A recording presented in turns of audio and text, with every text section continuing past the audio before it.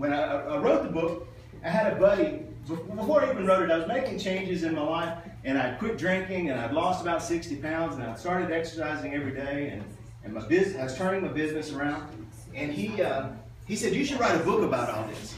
And I kind of laughed about it, and I said, all right, I'm going to write a book. I'm going to call it How to Lose 100 Pounds and Make $1 Million. I'm in marketing. I could sell the heck out of that book. But first, I've got to lose 100 pounds and make $1 million. And I haven't done either one of those things. But if you go on Amazon, or you go over here to Barnes & Noble, there's thousands of books that are some variation of how to lose 100 pounds and make $1 million.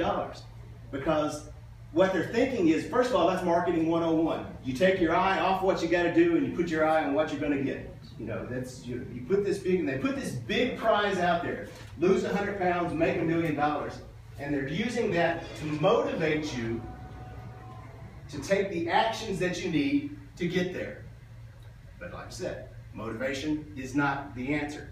So I started looking for a better way to do it. And what I've done is, instead of concentrating on the outcome, concentrate on the input. Start where you are using what you have. You can't get where you're going unless you start where you are. So instead of concentrating on losing 100 pounds and making $1 million, concentrating on the tiny actions that you can take and build them into habits that happen every day, automatically. And that's my favorite word that I've learned in researching this. It's called automaticity. When I went to Tennessee Tech, I got a degree in journalism, but I had never heard this word, automaticity. It's automatic eating. It's an unusual word, but it's an amazing word, because what it means is the ability to make things happen without the upper level thinking required to make them happen, as if by habit or routine. Because as salespeople, we've been told from the get-go, from the day one, everyone's driving into us, that we're in charge of our lives, that we control our own destiny, that our life is a product of the decisions that we make. Well, that's a lie.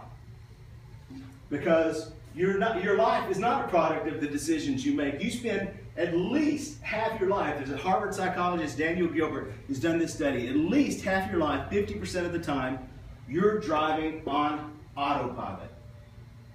What's happening out here and what's going on between your ears have almost nothing to do with each other. You're driving down the interstate, just driving, you miss your exit on the interstate. You didn't think about how to tie your shoes this morning. You didn't think about how to make your peanut butter and jelly sandwich you were sending with your kids to school. You put the peanut butter on the same side you always put the peanut butter on. You put the jelly on the same side you always put the jelly on.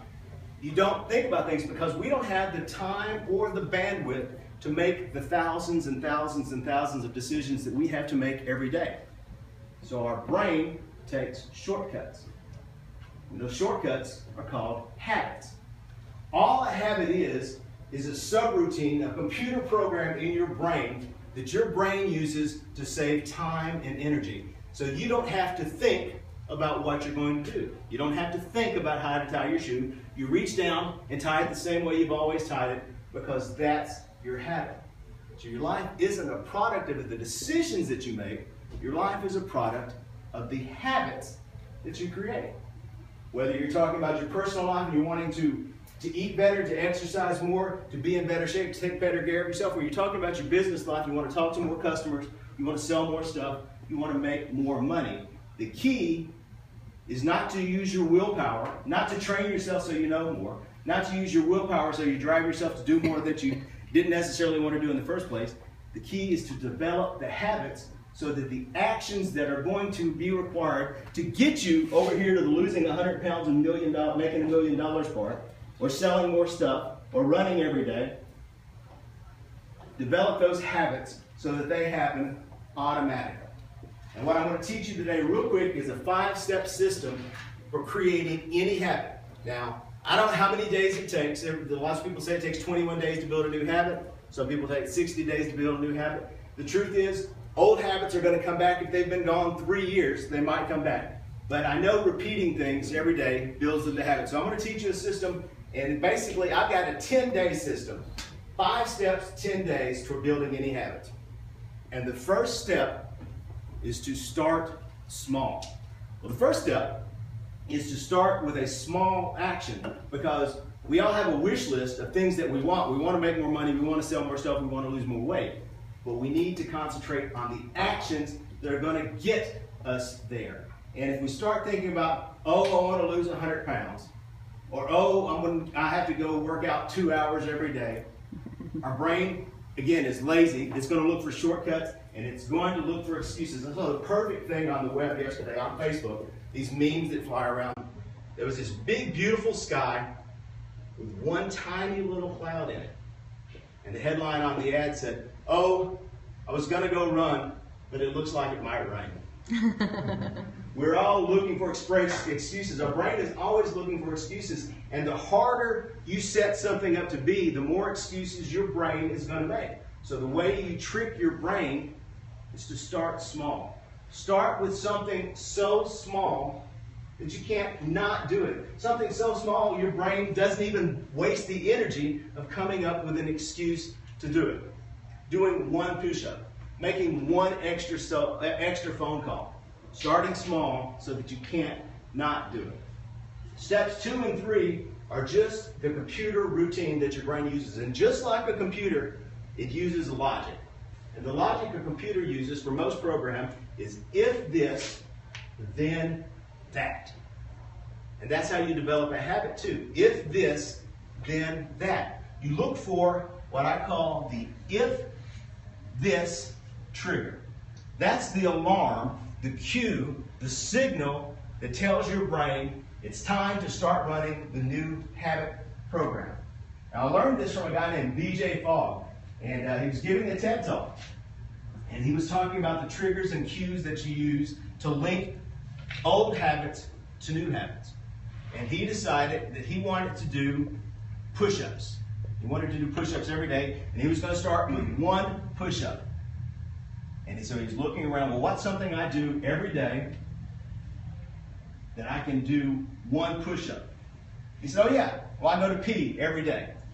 So his habit, his trigger, was every time he went to pee, he would flush. The sound of the flushing water was his trigger to tell him it was time to do a push-up. So he'd walk out the hallway, drop to the floor, and do a push-up. And just like the alarm clock on your bedroom set table, it goes off, there's an alarm, and you can either push it and jump up and hit the floor and get the day running, and that's your habit, or you can hit it, snooze, snooze, snooze, snooze, and that's your habit. But use the alarm as your trigger. One of the things that I use is I'm addicted to caffeine. I've been drinking coffee since I was 5 years old. My grandfather drank black coffee every morning, and starting at the age of 5, I'd get up every morning, start drinking coffee with my granddad. At first it was half milk and half sugar while he was drinking his black coffee. But I've been drinking coffee for 40 some odd years now. And I know there's no way I'm going to face the day without a cup of coffee. I'm addicted to it. It's a habit.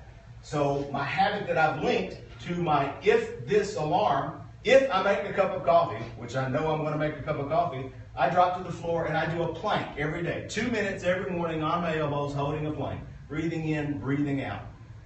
So if this is your trigger, then that is just the routine that you use. That's step 3. Then that is the small routine that you're going to plug into after the trigger. Now, the good news about computers is if you tell them, if this, then that, they're going to do it forever. They're going to do it 1,000,000 times a second for 1,000,000 years in a row, as long as they're plugged in, as long as the hardwire holds. The hardware works. But we're not computers. We're petulant little children. We want to know why. If you're going to tell us to do something, we want to know why. Why? We want to talk about it. We want to know why. And more importantly, if you make us eat all our vegetables, anybody got kids? What happens when the kid eats all their vegetables? They get dessert. We want a cookie. You eat all your vegetables, you get a cookie. We like rewards. And that's what cues us to do things. We like rewards. And that's what makes a habit a habit. And it's no different than a heroin junkie, someone who smokes a cigarette, someone who drinks. They do that because they like the reward. When they drink, when they shoot the heroin, when they smoke the cigarette, when they do whatever their habit is, It lets these brain chemicals go. There's serotonin, there's dopamine, there's all these happy juice floating around in your head, and it just tells that your brain goes, man, I like that stuff. What was that stuff? And your brain figures out it likes that stuff, and it starts looking for more of that stuff. And that's really all a habit is. It's a loop. It goes from the trigger to the routine to the reward. And when your brain figures out that I like that stuff, it's going to do everything possible to go back and get some more of that stuff. And it's a continuous cycle, a loop. So the key is to use that power for good instead of for evil. Instead of for shooting a needle in your arm, use it to exercise. Give yourself a reward. Now, the reward can be a cookie, but you don't want it to be a cookie all the time. It can be as simple as standing up and saying, act enthusiastic, and you'll be enthusiastic. You get the smile on your face. That smile on your face, your brain don't know you're faking it. That smile on your face thinks you're happy. It releases the same happy juice in your head that the needle in your arm does. Put your arms in the air like you just don't care. Winner, winner, chicken dinner.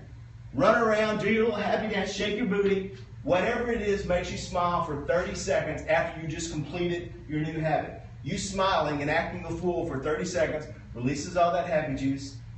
It fires those neural pathways, and it rewires your brain to do the activity that you just told it makes you happy. If it makes you happy, your brain's going to do it. Your brain is now rewired to look for more opportunities to do that. Step 5 is to look for more opportunities to do that. Rinse, wash, and repeat. On December 1st of 2014, I decided I was going to run a mile every day. Rain or shine, hell or high water. I don't run very far and I don't run very fast. I run so slow buzzards follow me home sometimes just in case they're getting lucky. But I do it every day. So I've ran every day since December 1st, 2014. Today when I get home and run this evening, it will be my 523rd day in a row running. So that is now my habit. And my reward is I get to stand here in front of everyone and say, hey, look at me. I ran 523 days in a row. I built a streak. I learned this from Jerry Seinfeld. Jerry Seinfeld had a strategy now called the Seinfeld strategy, where he would write a joke every day. When people would ask him, Jerry, how do you always come up with new jokes? You're so funny all the time. Sometimes I don't feel like being funny. How do you do it? And he would say, well, it's my job. I have to be funny. I have to do it. I have to write a joke every day. So he bought a year and a glance calendar and a big red Sharpie. And every day he would write a joke. He would put that X on that day. And the next day he'd write a joke and he'd put 2 X's. And the third day he'd put 3 X's. Now he's got a streak going. And once you get that streak going, your brain likes to play games. So it's going to, it wants to keep that streak going. You don't want to break the streak. Don't break the streak. I've ran 523 days in a row. I ran in the rain, in the snow, in the ice. I ran in lightning. I've ran up a mountain because that's where I was the day I had to get it run. And I thought this was something. I was pretty excited about my 500 and some odd day in a row streak. So I looked it up. There's a whole club on the internet of people who run a mile a day. And I said, 523 days. Look at me. I'm big time. The record is 49 years in a row. 49 years. 49 years. There's a 70-year-old man out in California who's run a mile every single day. And he says exactly that once you get the streak going, you'll do whatever it takes to keep it going. He said, I've ran on the deck of a cruise ship in a hurricane because I had to get my mile in that day. He had knee surgery a couple of years ago, so he scheduled his knee surgery for 5 o'clock in the morning. He got up at 2 o'clock in the morning and went and ran his mile. Went and had his knee surgery, went through the recuperation all that day. He didn't have to run again that day, but the next day, he waited until midnight, snuck out of the hospital, and ran a mile. He said, you'll do stupid, crazy stuff to keep the streak going. So step 5 to build your habit is to build a streak, rinse, wash, and repeat. Now I'm going to hand these out to you just a little bit when everyone passes their business cards. But on the back of there is the 10-day Build a Streak worksheet. So it's got your if this trigger, your then that alarm, and what you're going to do to celebrate, how you're going to put your hands in the air. And it's got a big box for you to get a red Sharpie and plug those in and get your 10-day streak.